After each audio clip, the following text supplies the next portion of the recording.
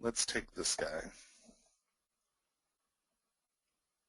This is a Tengu. This is a men's size ring. You know, this is probably, I think this ring is like a size 11. So it's either a 10.5 or 11. But look at the details here. You know, it's nice. You can see how some of this is rubbing off. You know, there's good texture. It's good. But now this is a, this bead has a 5mm hole. And look at how much subtlety and texture is in this. This is only 19 millimeters tall compared to this being, you know, what, 24, 25 millimeters tall? Well, probably substantially bigger than that. From here to here, probably 30 millimeters tall. So you're dealing with something that's at least twice as big. But you can see how dramatically the detail really shows. These scales show up. And this is done on a solid-scape machine and then with one of Rio's big silver casting machines. And we, I can't think of the name of the waxing machine off the top of my head, but it's an Italian waxing machine. And just the difference in having an overpressure, underpressure machine for wax allows you at least a 3% better resolution in surfacing, and that's just from a waxing. You can see how beautiful these lines stay. They're really nice. This is the model. This is for a bracelet. And, but, you know, this is beautiful separation, and thanks to modern technology. So I think that a lot of the, as soon as you start making a lot of the stuff, people are going to start yelling and screaming at you because they'll be, oh, it's uncastable. And we'll go through and discuss things that are and are not uncastable. And I'm sure that plenty of you have plenty to say to me about what I view as castable and what you view as castable. But the fact is that with these modern machines, we've really come into an age where we can get away with murder. I mean, there are people casting meshes out there that, you know, 3 inches around, and it's just mesh, and it's cast, and it's perfect. So the real issue is your shop has to be set up to be able to deal with the level of detail and finishing. One of my major problems in the world is I'll send someone a piece like this, and the casting will be great, and this one's been decimated, so that's why you have all the funny geometry in it. So we'll send this out, and anyone who's ever polished will instantly say, well, this little stuff right here is going to go away. You know, I don't know if this subtlety is going to be there. See these little things? Those will never make it through cast, you know. And so you lose a generation, then you'll have someone come in and either throw this into a pen tumbler that's very aggressive, or just take it to a polishing wheel and it's gone. And they'll hand you back the piece and they'll say, oh, look, see, this detail doesn't show up. And until you have a polisher, a waxer, a casting facility, all trained to understand that some of the subtlety that goes into the sculptural pieces, especially created out of ZBrush, where you leave brush strokes and you leave texture, you leave a fingerprint. Most jewelry facilities are trained to get rid of all that. So not only do you have to train them to do something right, you have to train them to even understand what right is. And when I say train, I just mean you go in, you show them a piece that's finished, and you say, look, this is the kind of level and detail I'm really looking for. And I'll tell you, they'll say yes 15 times, and then you're ready to throw yourself off a cliff. And then someone hands you one, and you're like, see, it can be done. I am not crazy. And a lot of that, as we go on, will be discussed in price point. What is the value of having that line? Is it worth it? Is it not? And that also goes back into your markets. I wanted to show you all Jack's stuff as well real quick. Jack DeRose is a sculptor or a jeweler who actually became really famous. He did Hertz's diamond skull. I'm sure you all have seen it.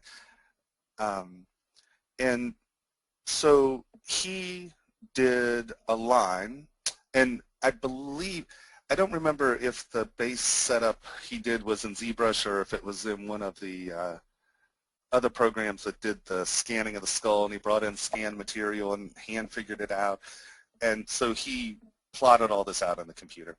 He then turned around and did his own line, and it communicated with him when he was building it. And these are his ZBrush forms, and you'll see that really his shape is very primitive. I mean, the shapes are nice, but I mean, the detail's primitive because it's going to get stones. And that's where knowing, I wanted to bring this up because, well, actually two reasons.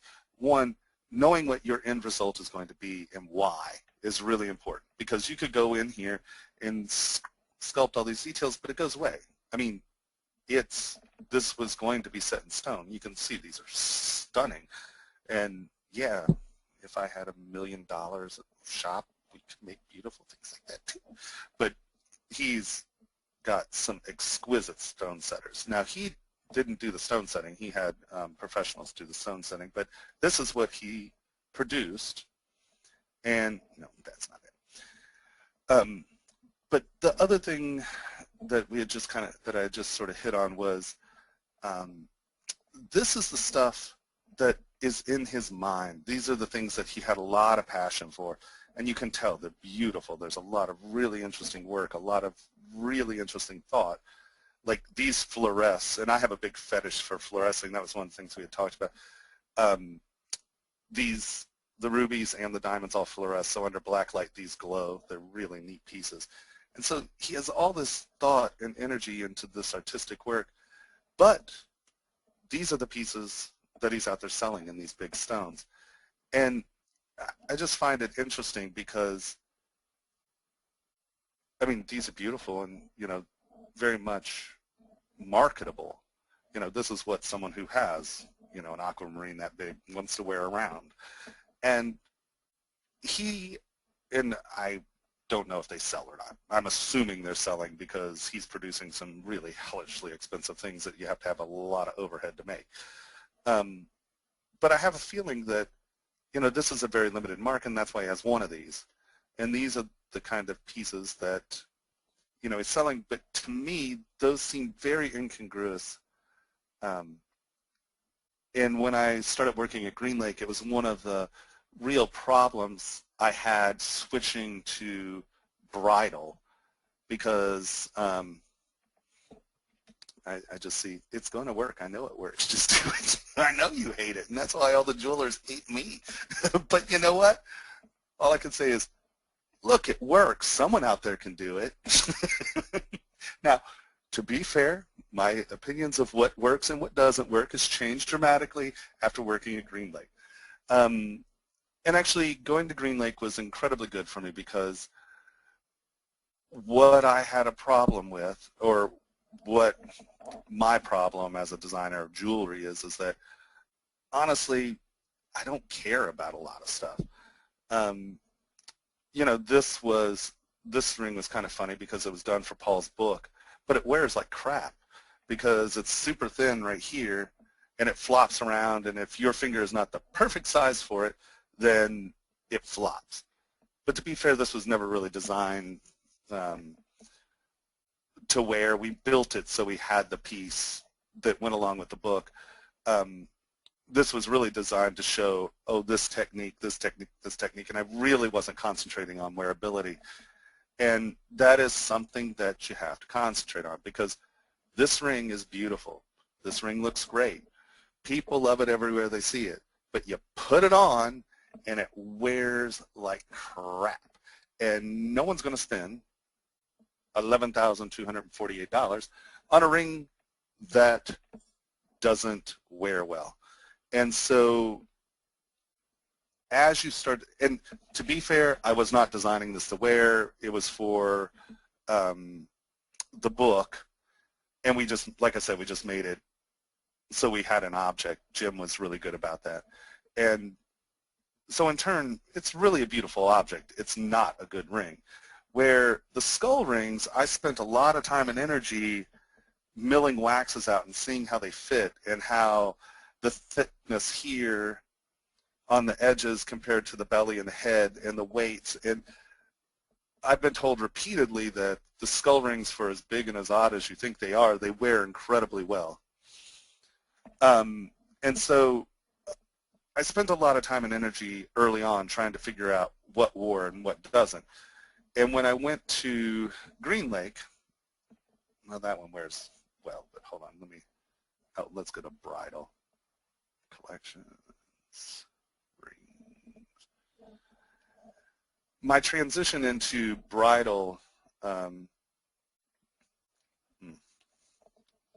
like some of this stuff, we weren't getting the casting detail I wanted, and I kept being told that things had to be certain thicknesses, and like I couldn't make these pieces thin, and in turn, when I was listening and being told that I had to design within these parameters, I wound up making a bunch of things that sort of, in my book, look heavy and really boring. I don't know. I've been told that a lot of people like them, but the stuff just gives me ulcers. You know, it's like we just didn't have the detail. These were over-polished some. We had yet to really tune a system that could make it work like I wanted it to work. And to get those details and feelings that I wanted. I just think this reads heavy to me. And here, let's see. I think this one was okay. But once again, I would have preferred to have this much, I wanted these heads to be floating and be airy. And I was also, like I said, one of the fights that we kept going through at this time was, oh no, that has to be this thick. Oh no, that has to be this thick. You can't be thin. So all of these things were puffed up to meet the micron requirement, and I don't think they succeed. I find them very frustrating. Like this stuff, you know, that's just beefy. There should be a hole in here so it's airy. And with the technology that we were using at Green Lake, I guess those are all things that, you know, could be very true. I'm not saying that's not true. But for me, this stuff it just never caught me. It just never, I was very disappointed in my work, not in anyone else's. Just I don't think I transitioned into this style very well because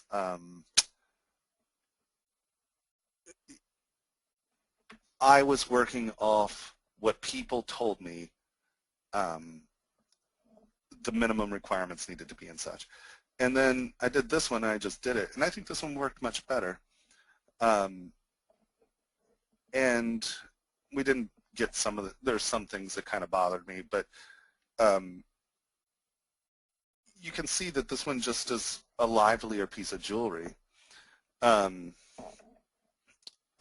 no, I know you have to make bezels secure for big stones and the such, but I think that there's a huge fear of going from thick to thin, the thick to thin, the thick to thin, and people are saying that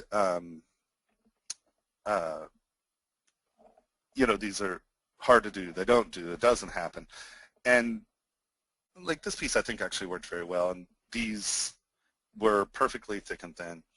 But I'm just telling you things that you're going to start getting feedback from when you start handing people designs. You're going to get a lot of resistance from them. And it also depends on what the ring is for. If it is an engagement ring, it has to have stability because they're going to wear it every day. They're going to beat the snot out of it. And, you know, it is a usage. And my design concepts and techniques towards art jewelry, you know, you can wear this, but you're not going to wear this every day. You might, but, you know, a lot of the stuff I think was more sort of event-oriented jewelry. So I guess what I'm trying to get across is that you have to really concentrate on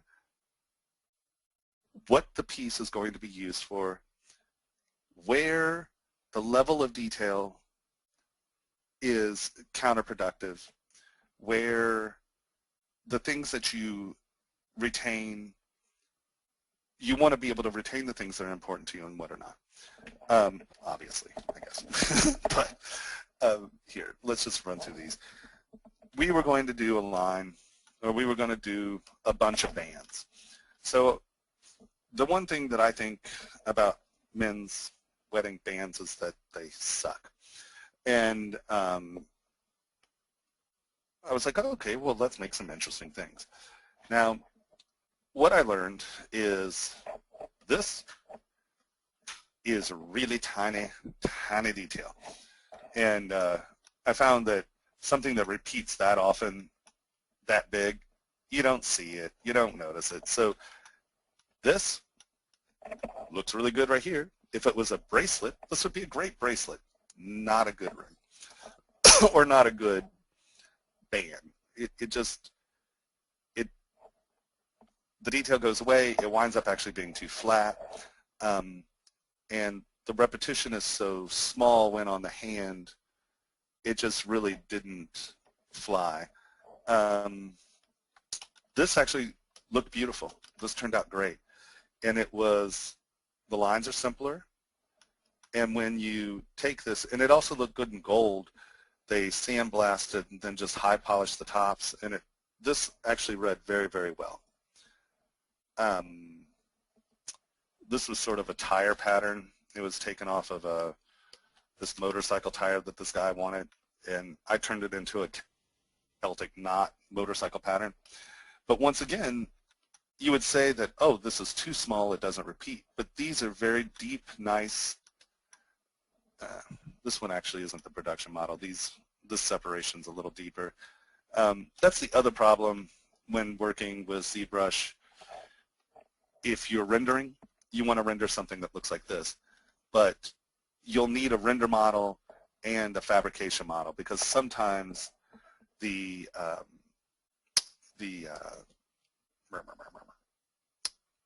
looks ridiculous in rendering. Sometimes the height you need from the model. So this one worked very well. This one was a little too busy. It actually looked good, but it just disappeared. It was almost, there was no point. This was it's really funny because that's why I chose these two. Same ring, right? These are just a scale. But just the pillow in this and the scale back compared to this looked great. This looked busy, and it was horrible. And they started out as the same pattern. I mean, it's the same thing. And just at a certain level of detail, you start to know what's right and wrong, is all I'm saying, I guess.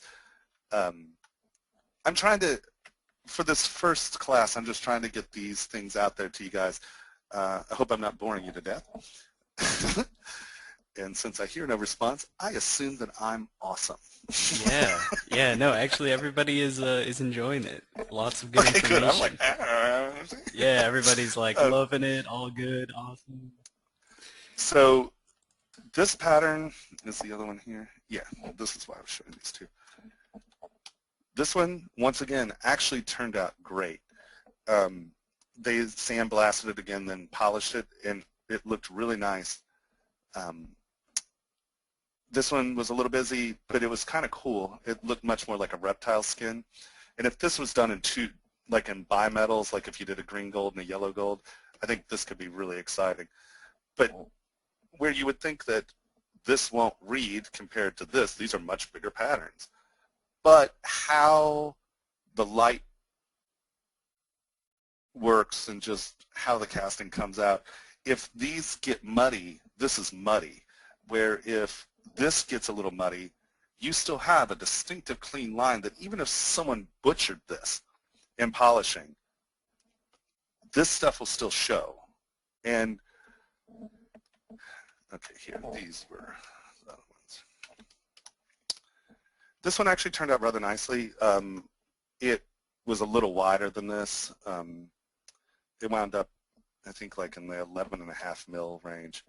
And this turned out pretty good because, once again, it looks, what's the big difference? Well, here, this is more sculptural. You have plane changes that are, that's probably confusing as hell. You have plane changes that are defining your shape. It's a step, a little step, a half step, a half curve, little lines, half step, where, was that it? Yeah. These are much more presentational, and this is much more like a drawing. This is much more illustrative, where if you look, it's not plane changes, it's literally the lines that are making the image. So if you lose some of it, these lines are still defining what that shape is. And then, let's see, can you explain how you do that? Sorry guys, I only briefly look over at the questions. I'm not ignoring anyone, I'm just ignoring everyone. So can you explain how you do the pattern? Yeah, actually, what we're going to do is I'm going to do a band from beginning to end here. What time is it? I'm not like totally blathering on and running out of time. No. It's 2 hours, right? Yes. So we're 1 hour in. Okay, but it is 2 hours. It goes to 2, or does it go to 3?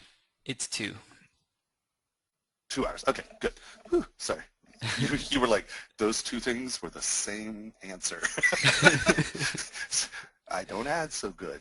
It's all good. This is why I'm not an accountant. Okay, so we'll switch to the sculpting here soon.